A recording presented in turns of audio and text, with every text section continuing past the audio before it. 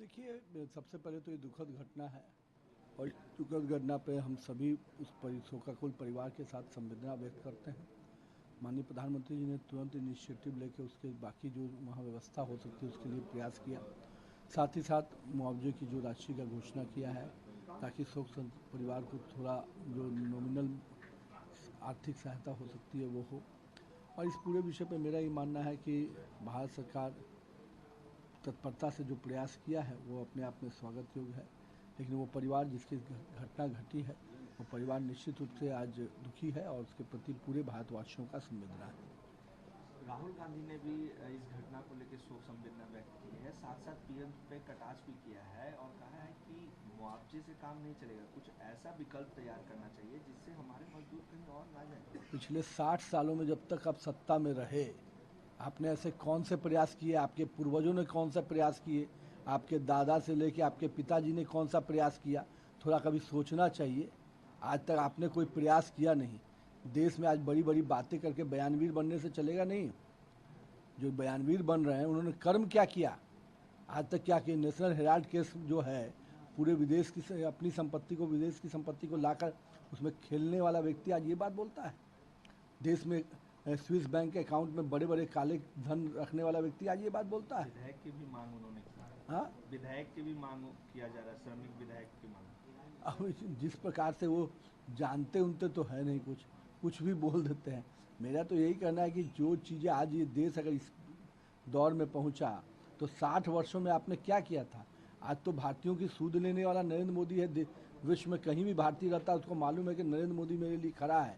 लेकिन आपके समय में क्या होता था, कोई हिम्मत, कोई अपने आप को भारतीय कहने में शर्म महसूस करता था। तो राहुल गांधी जी, आपको तो अंदाज़ा भी नहीं है कि आपके समय के कालखंड में क्या क्या घटनाएं घटी हैं। एक बार उन पन्नों को पलटिए, तब समझ में आएगा कि आपके पूर्वजों ने और आपके परिवार के लोगों ने किस प्रकार से देश को अपमानित करने का काम किया है।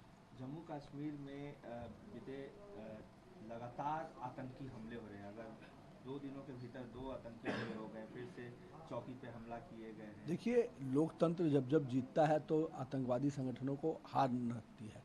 लोकसभा चुनाव में जिस प्रकार से वहाँ पर निष्पक्ष चुनाव हो पाया, उससे कहीं ना कहीं बेचैनी है घाटी और उधर के जो इलाके हैं उनमें। लेकिन जो भी ये दहशतगर्द हैं, इन पर कार्रवाई हो रही है और स्पष्ट रूप से है कि कोई भी आतंकवादी को पनपने नहीं दिया जाएगा। और यही कारण है कि पिछले 10 वर्षों में नरेंद्र मोदी के समय में ये सभी घटनाएं कमी हैं और अभी भी जो ये दिख रहा है उस पर भी कार्रवाई होगी।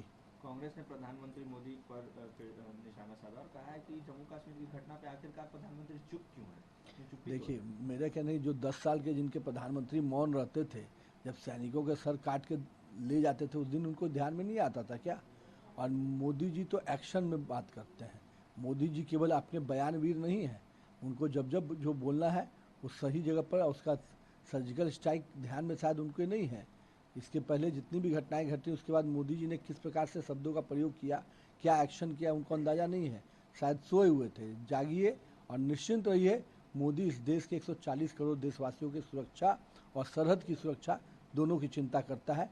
आप भी इसमें रहिए, आप भी सुरक्षित रहेंगे। यूसीसी को लेकर फिर से सवाल उठने लगे हैं। एक तरफ जहां मेघवाल कह रहे हैं कि यूसीसी हमारा एजेंडा है, भाजपा के घोषणा पत्र में था, लेकिन केसी त्यागी कह रहे हैं कि हम उसके खिलाफ नहीं है, लेकिन सभी का राय लेकर इस पे अमल किया जाए। ठीक है, ऑब्वियसली बात है, जो भी गठबंधन दल है सबसे राय विचार करके किया जाएगा।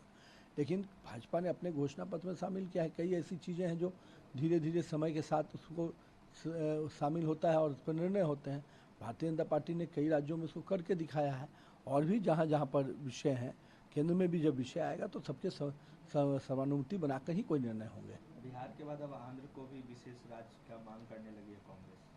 कांग्रेस तो इसलिए मांग करती, जहाँ उनकी केंद्र में जब तक थे 2014 के पहले, उस समय कहीं ध्यान में नहीं आता था, उस समय सोए हुए थे। आज मांग कर रहे हैं। इस विशेष राज्य की आवश्यकता क्यों पड़ी? क्योंकि 60 वर्षों में आपने कुछ काम किया होता तो आज राज्यों को मांगने की जरूरत नहीं पड़ती। आपने राज्यों को दूसरे नज़र से देखा और केवल दोहन का काम किया, इसलिए आज ये स्थिति है।